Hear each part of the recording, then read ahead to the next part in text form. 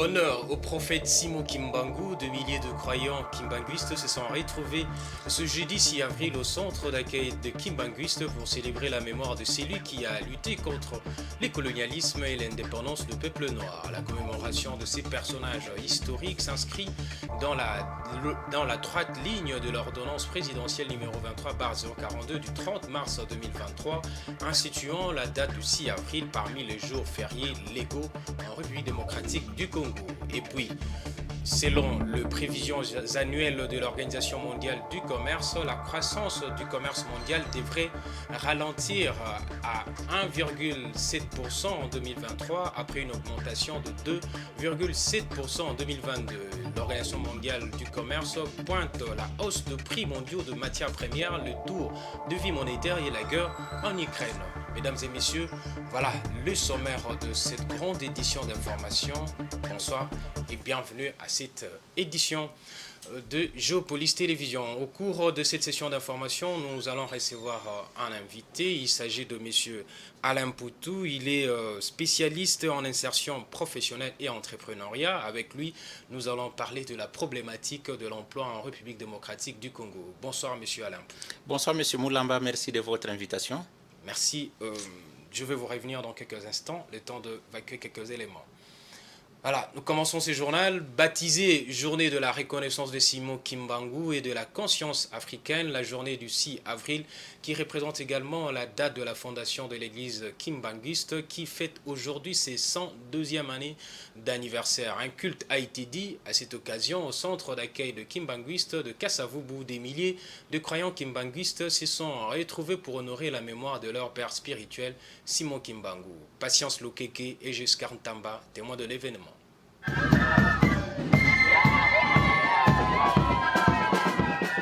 C'était au rythme de la fanfare que les fidèles de l'église kimbanguiste ont choisi de célébrer le 102e anniversaire de l'existence du kimbanguiste. Et cette année, la date est fêtée avec un accent particulier. La journée du 6 avril est décrétée fériée en République démocratique du Congo par l'État congolais en hommage au combat de Simon Kimbangu pour la conscience africaine. Les croyants kimbanguistes venus de tous les coins de Kinshasa se sont retrouvés au centre d'accueil de Kimbanguiste dans la commune de Kasavubu où un culte a été dit. Au micro de Géopolis Télévision, les fidèles de l'église kimbanguiste n'ont pas manqué de mots pour exprimer leur satisfaction à cette reconnaissance nationale. D'ailleurs, satisfait de considérer que le président de la République, à ce jour portant une ordonnance le 30 mars, honora le combat, la mémoire, la personne de Simon Kimbangu, de tout ce qu'il a pu faire de 1921. Ce qu'il a pu endurer au moins 30 ans d'emprisonnement pour une cause injuste, pour des infractions qui ne seront jamais établies que dans le cœur de ceux qui l'ont condamné. Et aujourd'hui, d'une manière ou d'autre, de manière ramassée, chacun reconnaissait ce que représentait Simon Kimbangu. Papa Diangenda disait, tant qu'ils ne reconnaîtront pas mon père, rien ne va marcher dans ces pays. Vous comprenez que depuis l'indépendance jusqu'à aujourd'hui, comment marche la RDC. Et aujourd'hui que le chef de l'État vient de proclamer le 6 avril, jour férié chemin payé et journée de la conscience africaine, il a couronné les combats de Papa Simon Kimbangu. Donc il faut souligner que cette journée du 6 avril 2023 a été déclarée chômée et payée sur l'ensemble de la République démocratique du Congo, selon un communiqué signé par la ministre de l'Emploi, Travail et Prévoyance sociale, Claudine Doucy. Ce communiqué s'inscrit dans la droite ligne de l'ordonnance présidentielle numéro 23/042 du 30 mars 2023, instituant la date du 6 avril parmi les jours fériés légaux en République démocratique du Congo. Parlons emploi en République démocratique du Congo. L'accès à l'emploi en RDC devient de plus en plus un casse-tête chinois. La plupart des jeunes, surtout ceux qui sortent de l'université, s'élancent dans la création de petites et moyennes entreprises pour trouver leur gagne-pain. Mais que faut-il faire pour les accompagner? Ce que l'actuel gouvernement ou l'actuel ministre peut faire pour accompagner ces jeunes qui s'élancent dans l'entrepreneuriat? Enoch Kiseye nous en explique. Depuis plus d'une décennie, l'économie congolaise est caractérisée par une prévalence d'une crise aiguë qui a contraint la plupart des petites et moyennes entreprises à mettre la clé sous les paillassons. L'instabilité politique, le pillage ainsi que les différentes guerres d'agression en sont les causes. Comment faire pour s'y prendre? Depuis les années 70, il est démontré que les petites et moyennes entreprises sont le vecteur principal du développement des nations, qu'il s'agisse de pays industrialisés ou des économies émergentes et en développement. Elles constituent les sources essentielles de la crise économique, du dynamisme et de flexibilité de l'économie de ces pays. Mais en République démocratique du Congo, l'environnement dans lequel évoluent ces petites et moyennes entreprises est devenu très compétitif et oblige qu'une attention toute particulière soit accordée à celles-ci pour leur promotion ainsi que leur épanouissement. Pour y parvenir, dans son ouvrage dénommé Problématique des financements de petites et moyennes entreprises par les institutions financières en RDC, M. Freddy Katengu a essayé d'y apporter une réponse selon laquelle, dans cet environnement instable, les entreprises sont amenées à concevoir des produits nouveaux ou à modifier ceux existants afin de donner satisfaction aux attentes et besoins, même le plus latents, de leurs clients, et investir dans les nouveaux sites de production afin d'étendre leur activité. L'actuel ministre des Petites et Moyennes Entreprises a donc pour tâche de mettre en place des stratégies adéquates, notamment le financement nécessaire des petites et moyennes entreprises pour la réalisation ou la mise en œuvre de leurs projets. Si les petites et moyennes entreprises ne peuvent trouver des financements dont elles ont besoin pour leurs projets, des idées brillantes peuvent être abandonnées en cours de route, ce qui mettra à mal la croissance économique potentielle. Les aider également à s'aligner dans le formel en quittant l'informel serait une mission importante de l'actuel ministre de l'Entrepreneuriat et des petites et moyennes entreprises, Désiré Ndinga. Monsieur Alain Poutou, je reviens vers vous. Avec vous, comme on a annoncé, on va parler de la problématique de l'emploi, puisqu'il s'observe aujourd'hui un sérieux problème d'accès à l'emploi en RDC. Mais il y a des jeunes qui portent leur choix aussi sur l'entrepreneuriat. Quels sont, d'après vous, le frein aujourd'hui d'accès à l'emploi plus démocratique du Congo? Alors, merci beaucoup, M. Moulamba. Cette problématique date de l'année 1991, je crois, lorsqu'il y a eu les pillages. Et c'est par là que le taux du chômage a commencé. Ces difficultés, en fait, auxquelles font face les demandeurs d'emploi, notamment les jeunes universitaires, sont dues à plusieurs causes. La première cause, c'est cette incompatibilité qu'il y a entre la formation universitaire et les exigences du marché de l'emploi. Donc, il s'observe un décalage total entre les besoins des employeurs, des recruteurs et les filières qui sont organisées au niveau de l'université. Si vous essayez de faire un tour où vous sillonnez toutes les institutions d'enseignement supérieur universitaire ici en République démocratique du Congo, qu'est-ce que vous allez constater? C'est que les mêmes facultés sont organisées dans toutes ces universités ou dans toutes ces institutions. On n'a pas interrogé les marchés de l'emploi, on n'a pas interrogé les recruteurs pour cerner, pour identifier les vrais besoins réels du marché de l'emploi, afin qu'on puisse adapter la formation académique aux besoins des recruteurs. Ça, c'est la première cause. Ça, c'est sur le plan de la forme. Allons-y maintenant sur le plan de fond. Vous allez vous imaginer que nous sommes héritiers d'un système éducatif qu'on a hérité de l'époque coloniale. Vous voyez, à l'époque, lorsque les missionnaires des jésuites sont arrivés ici pour l'évangélisation, il faudrait qu'on leur trouve un programme qui était compatible avec les programmes que leurs confrères qui étaient en Belgique suivaient. Donc c'est une façon de les encourager à rester ici. Mais nous sommes en 2023. Pourquoi le système éducatif, dans son programme, il est resté obsolète alors que le marché de l'emploi est en mutation?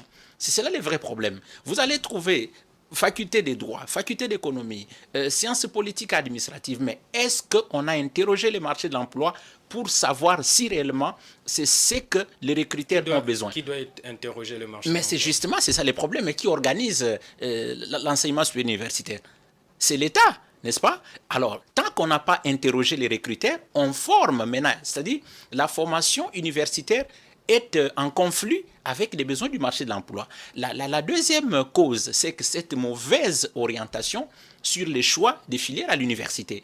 Monsieur le journaliste, ce n'est pas parce que vous êtes diplômé en latin philo qu'il faut nécessairement aller faire les sciences de la communication et de l'information ou aller faire les droits parce que certains jargons en droit tirent leur origine en latin. Non.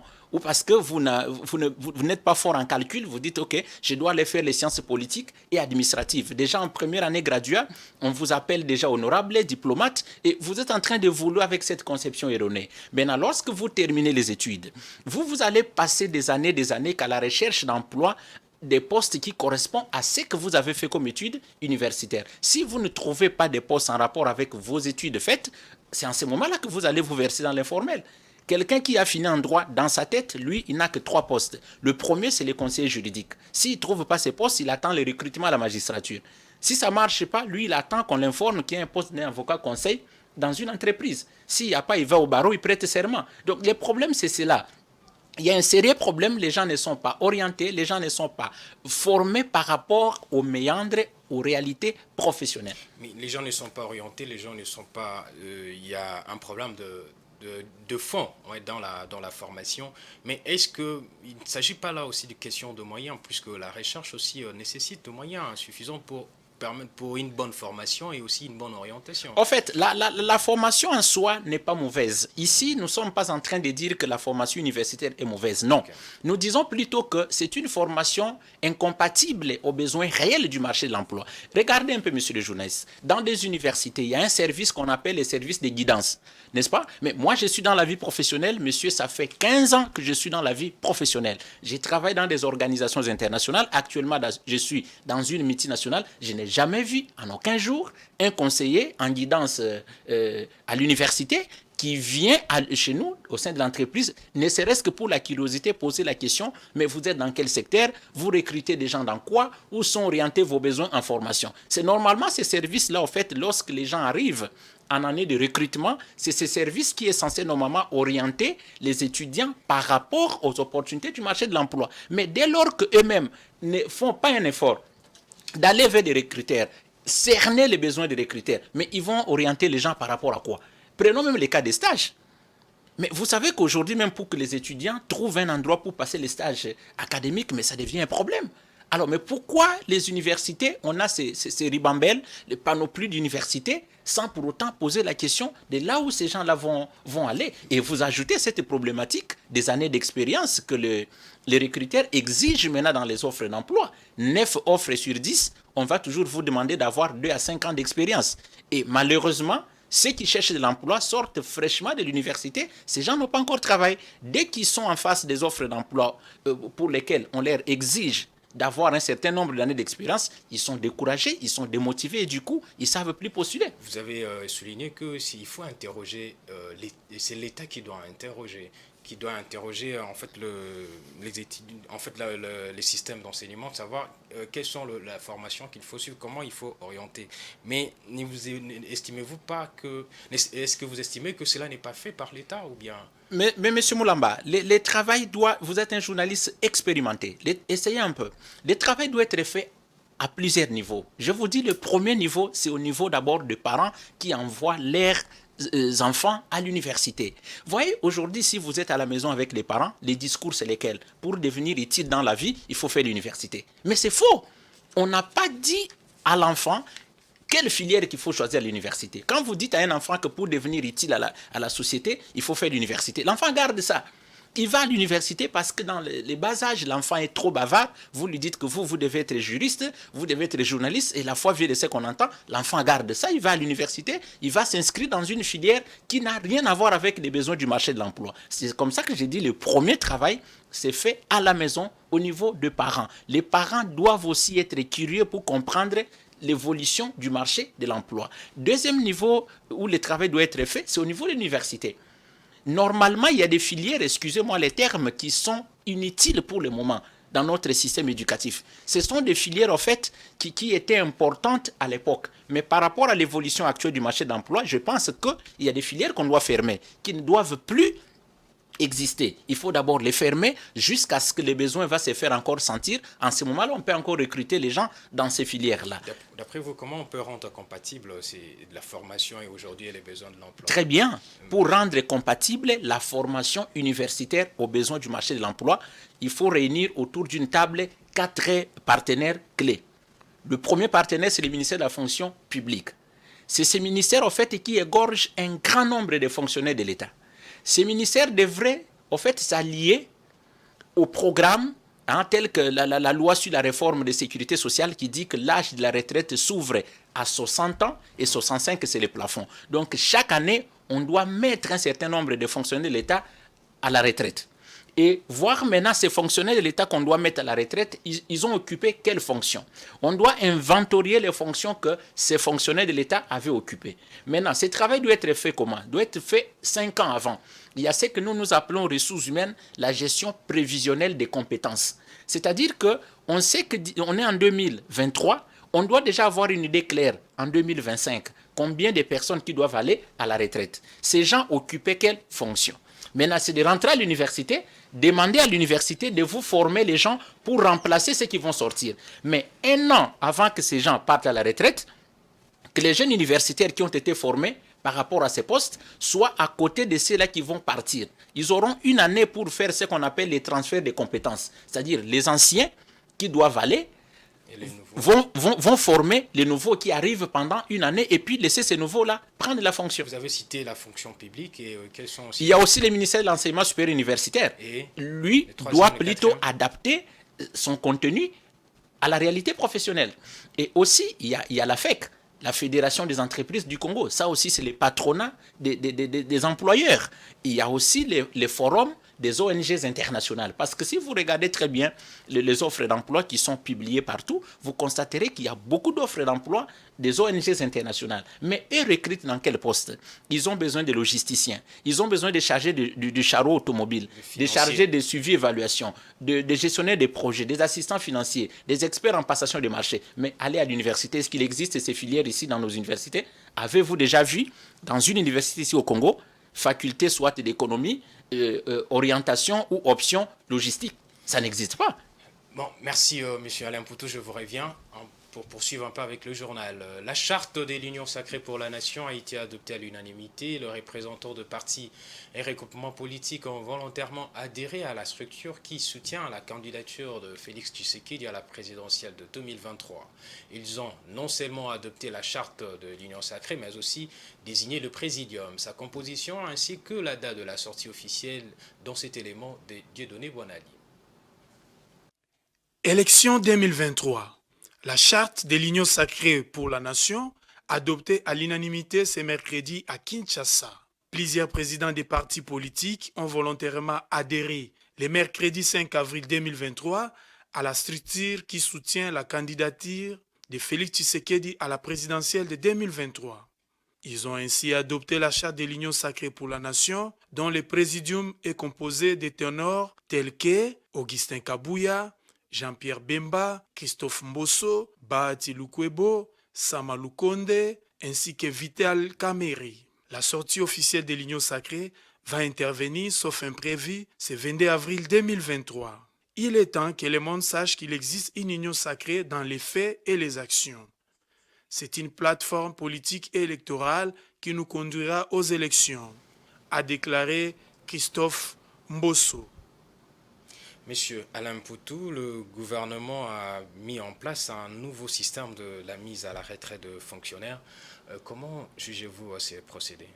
Je voudrais ici, monsieur le journaliste, profiter de votre caméra pour féliciter son Excellence, monsieur le ministre de la fonction publique. Vous savez, dans différents plateaux pour lesquels je suis reçu, les gens pensent que j'étais son conseiller ou son porte-parole. Je dis souvent aux gens, c'est quelqu'un qui comprend très bien ce que nous sommes en train de dire. Depuis qu'il est à la tête de ce ministère, il est en train d'opérer des réformes qui sont importantes. Et nous avons toujours dit, la clé ou les secteurs stratégiques pour résoudre sensiblement ces taux élevés du chômage, c'est la fonction publique. Et moi, j'apprécie les efforts qui sont en train d'être fournis par les ministres du tutelle ou du secteur pour lesquels nous sommes en train de parler. C'est vraiment un très bon projet, une très bonne idée, mais qui nécessite aussi, je pense, certaines stratégies. Comme je venais de vous le dire ici au départ, oui. C'est que le projet, il est bon. En tout cas, sincèrement, on doit le féliciter. Ce qu'il fait, c'est un travail intéressant.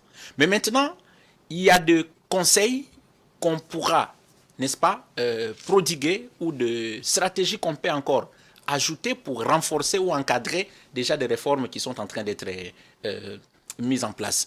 En fait, je vous ai dit que normalement, on ne doit pas être surpris, c'est-à-dire on est là, on apprend que 25 000 fonctionnaires de l'État sont mis à la retraite ou 5 000 fonctionnaires de l'État sont mis à la retraite. Non, ça doit être un travail, comme je vous ai dit, de la gestion prévisionnelle des emplois et des compétences. C'est-à-dire, on est en 2023, nous devons avoir une idée très claire. En 2024, combien de fonctionnaires de l'État qui seront retraités? Et ces gens, il faut les informer, comme la loi dit, un an avant. C'est-à-dire, dès que quelqu'un aura 64 ans, vous l'informez, vous le notifiez que monsieur, vous avez 64 ans, à 65 ans, vous devez partir et que vous allez atteindre les 65 ans, tel mois, telle date. Dites-nous quand est-ce que vous voulez partir. Est-ce que vous allez partir à 65 ans juste ou vous voulez aller peut-être 1 ou 2 mois avant 65 ans? Maintenant, qui doivent les remplacer? Vous comprenez? C'est comme cela qu'on dit, c'est un travail au fait qui doit être fait dans une commission. Il faut réunir les différents acteurs clés pour pouvoir continuer avec ces différentes réformes. Mais du moins, nous félicitons et nous encourageons ce que le ministre de la fonction publique est en train de faire. Il se constate que dans certaines entreprises publiques, et qu'il y a des agents qui sont âgés de plus de 70 ans, qui sont encore là. Mais comment procéder à la... Mais c'est cela les problèmes. C'est cela les problèmes. Et puis le moyen ne suit pas. Non, les problèmes, c'est celui-ci. Tout, vous savez, tout, en fait, excusez-moi de le dire, moi je suis dans les secteurs de multinationales. Vous savez, dans les secteurs privés, il y a des procédures, il y a des systèmes, ok, il y a de politiques qui encadrent les systèmes. Vous parlez des gens qui ont dépassé 65 ans. Quelqu'un me l'a dit hier, que son papa travaille dans un service de l'État. Je ne cite pas les noms. Son papa a 77 ans. Mais il continue à travailler. Le problème, c'est qu'on doit avoir un fichier. Tout part des statistiques. C'est aussi notre faiblesse ici. On n'a pas de statistiques fiables. On n'a pas de fichiers qui sont fiables. Parce que normalement, en gestion des ressources humaines, il y a ce qu'on appelle l'administration du personnel. Vous devez avoir un fichier de suivi des effectifs. Vous voyez un peu, avec l'évolution technologique, on peut mettre même en place des logiciels qui vont permettre de faire entrer toutes les données de tous les employés, c'est-à-dire en commençant par lorsque vous les recrutez, jusqu'à ce qu'il est en train d'évoluer dans l'entreprise. Donc, vous suivez même sa carrière. Du coup, il y a des alertes qui vont déjà vous informer que M. Moulamba a 64 ans. Il faut les notifier. Maintenant, la question, il ne faut pas attendre les jours où il va partir, parce que pourquoi ces gens ne partent pas? Parce que les gens doivent se préparer. Voilà, ils ne partent pas pour 2 raisons. Premièrement, en fait, ils se posent la question, si je pars à la retraite, est-ce qu'on va me payer mes indemnités de sortie en bonne et due forme et au même moment où je pars? Ce qui n'est pas souvent le cas. De 2, ce sont les gens qui, dans leur tête, déjà, ils disent que nous ne vivons pas du salaire, on vit des dossiers. Donc, ils ont mis en place un système, c'est que vous allez trouver quelqu'un, il va vous dire, par exemple, qu'on a fait 22 mois d'impayement de salaire. Mais tous les jours, lui, il part au travail. Vous vous posez la question, mais 22 mois d'impayement, comment est-ce que vous faites pour aller au travail? Donc, 22 mois, ils ne sont pas payés, mais eux-mêmes ont mis en place un système qui fait que chaque mois, il est même payé 5 fois plus que les 1 mois de salaire là d'impayement dont il fait allusion. Alors, les gens comme ça, ils sont habitués dans ces systèmes. Quand ils partent à la retraite, ils trouvent que c'est comme ça, vérifiez un peu. Vous êtes journaliste professionnel, vous allez vous constater que la majorité des gens qui partent à la retraite, une fois qu'ils prennent la retraite, ils ne traînent plus humeur. Ils ne traînent plus humeur. Voilà. Merci, M. Alain Poutou. La Force régionale d'Afrique de l'Est et la mission des Nations Unies pour la stabilisation de la République démocratique du Congo vont lancer des opérations conjointes bientôt. Le général Jeff Niaga, commandant de cette force, a rencontré à Goma, au Nord Kivu, le nouveau commandant de la force de la MONUSCO, le lieutenant-général Otavio Rodriguez de Miranda, pour sceller la collaboration sur plusieurs domaines. Patrick Ilunga. Parmi les domaines de coopération, il y a la démarcation et la délimitation des frontières opérationnelles, la gestion de l'espace de combat, y compris le contrôle de l'espace aérien, le soutien logistique, le soutien du génie dont les préparatifs de défense, l'ouverture des principales voies d'approvisionnement, le partage et surveillance des informations et renseignements, a déclaré la Force régionale d'Afrique de l'Est. L'objectif est de coordonner les opérations en vue de rendre plus efficace la mission de la recherche de la paix dans l'Est de la RDC, où de groupes armés restent actifs et nocifs. Mais pour ce qui est du M23, les sources locales n'ont pas rapporté de combat récemment. Les rebelles qui demandent toujours un dialogue direct ne seront pas appelés à la table des discussions à en croire les autorités congolaises. Après 3 sessions de négociations tenues à Nairobi en 2022, la 4e session devrait se tenir en République démocratique du Congo avant la fin du mois d'avril. Selon la présidence de la RDC, les travaux se tiendront d'abord à Kinshasa, ensuite dans le Nord Kivu, au Sud Kivu et en Ituri, 3 provinces en proie à l'insécurité. Et puis le chef d'état-major de l'armée ougandaise, le général Wilson Mbasu Mbadi, et son homologue, le chef d'état-major des forces armées de la République démocratique du Congo, le lieutenant-général Christian Chiwewe Songesha, ont présidé aujourd'hui à Béni une réunion d'évaluation des opérations conjointes contre le ZADF. L'objectif de la réunion a été d'évaluer le progrès de l'opération Choucha afin de proposer d'autres mécanismes pour atteindre plus d'objectifs dans l'opération. Monsieur Alain Poutou, une dernière question avec vous. Aujourd'hui, souvent, lorsque les jeunes sortent de l'université, ils tournent leur regard à l'emploi. Mais on constate que beaucoup ne s'élancent pas dans la création. Il y a peu qui s'élancent dans la création de petites entreprises. Mais que diriez-vous à ces jeunes qui pensent que lorsqu'on termine les études, il faut directement être embauché dans une boîte? Merci beaucoup, mais ce n'est pas de leur faute. Parce qu'à l'université, c'est ce qu'on lui a dit. À l'auditoire, on lui a dit que vous serez futur cadre. On n'a pas dit que vous pouvez créer. Alors lui, il reste au discours, au message qui lui a été communiqué à l'université. Alors, pourquoi? Aussi, il y a la question de la formation. Pour que quelqu'un entreprenne, monsieur le journaliste, vous ne pouvez pas vous réveiller un matin, vous devenez entrepreneur. Vous devez avoir une solide formation dans le secteur. Mais quand vous le gardez à l'université, moi-même, je vous donne un exemple. En première année graduat, j'avais les cours de l'esprit d'entreprise. En 3e graduat, j'avais les cours de l'entrepreneuriat. Ces cours étaient un cours de pondération 2, alors que les mathématiques générales pondération 8. Est-ce que vous pouvez imaginer? Mais si vous dites que vous formez quelqu'un qui ne doit pas aller chercher de l'emploi, quelqu'un qui peut créer, mais comment un cours qui doit me permettre, moi, de créer de l'emploi, ces cours-là, c'est pondération 2, les cours de mathématiques qui va me servir pour des réflexions, c'est pondération 8. Mais attendez, c'est paradoxal. Vous comprenez un peu? C'est ça les problèmes. Il y a les problèmes de la formation. Maintenant, à l'université, on doit être clair. Il faut former 3 catégories de personnes. Ceux qui doivent travailler au bureau d'études et planification. Ces gens-là, ils ont besoin de tous ces cours-là, des mathématiques, méthodes quantitatives. Mais il y a ceux qui vont travailler sur le plan opérationnel, c'est-à-dire comptable, directeur des ressources humaines, chef du personnel, assistant administratif, logisticien. Ça, ce sont des opérationnels. Ils n'ont pas besoin d'avoir tous ces cours. Mais 3e catégorie, il faut former les entrepreneurs, les gens qui doivent entreprendre. Eux aussi, ils doivent avoir des cours que ceux qui sont dans les bureaux d'études et planification ne doivent pas avoir. Au lieu de mettre les gens dans une même salle, comme si on formait des gens dans une moule, vous mélangez tout et en fin de compte, les gens, quand ils terminent, ils ne savent plus créer. Maintenant, il y a encore un autre élément important, c'est que l'élément de financement. Pour créer, il faut avoir des moyens. Toutes les banques que nous avons ici, monsieur le journaliste, je vous informe, ces banques ne sont pas des banques de développement. Méfiez-vous, ce sont des banques qui sont dans la messagerie financière. Ils sont là à but commercial.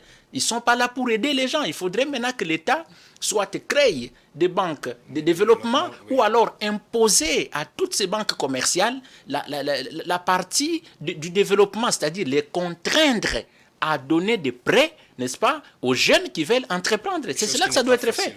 Et puis encadrer ceux qui prennent le courage de créer avec une fiscalité allégée. Mais on a une fiscalité, en fait, qui décourage même l'entrepreneuriat. Ok, merci beaucoup, monsieur Alain Poutou, d'être passé ici à Géopolis pour parler de la problématique de l'emploi en République démocratique du Congo.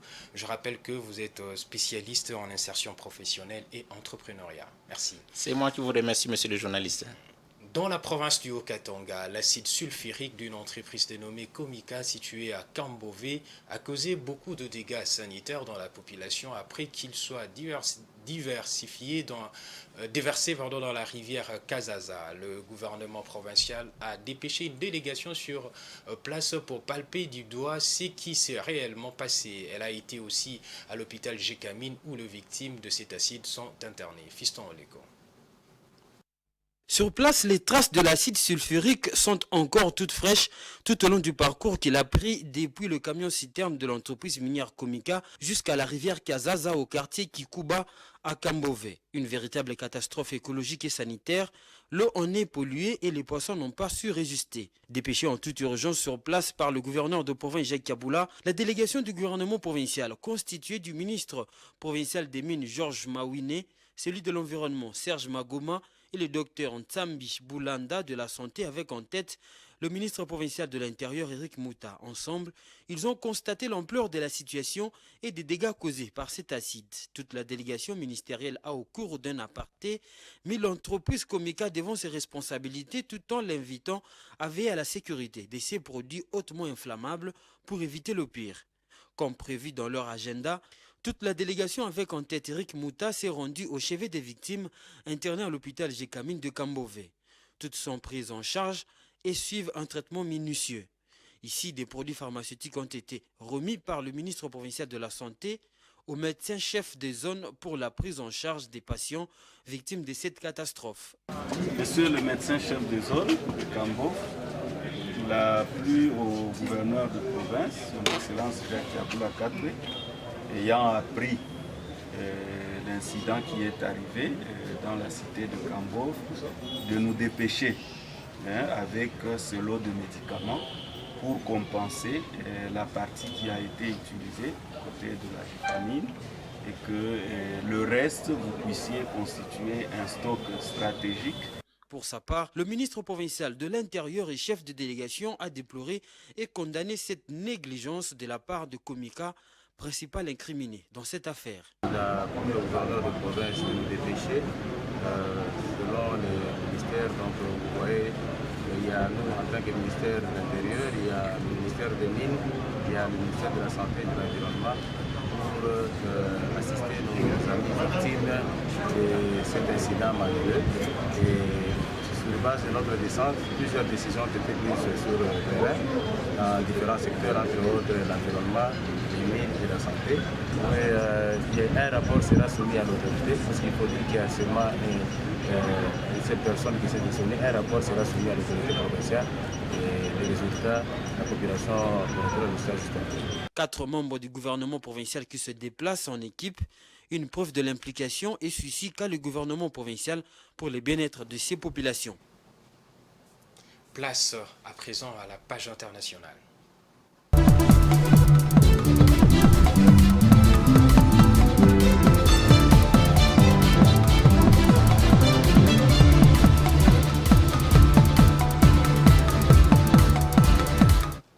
Comme annoncé au début de ce journal, coup de froid sur le commerce mondial. Comme le produit intérieur brut, la croissance en volume du commerce mondial devrait bien ralentir à 1,7% en 2023 selon l'Organisation mondiale du commerce qui précise tout de même que c'est en raison de la guerre en Ukraine, de l'inflation et du durcissement monétaire qu'elle occasionne. Suivez ces commentaires. Les nuages qui planent sur les libres-échanges sont nombreux.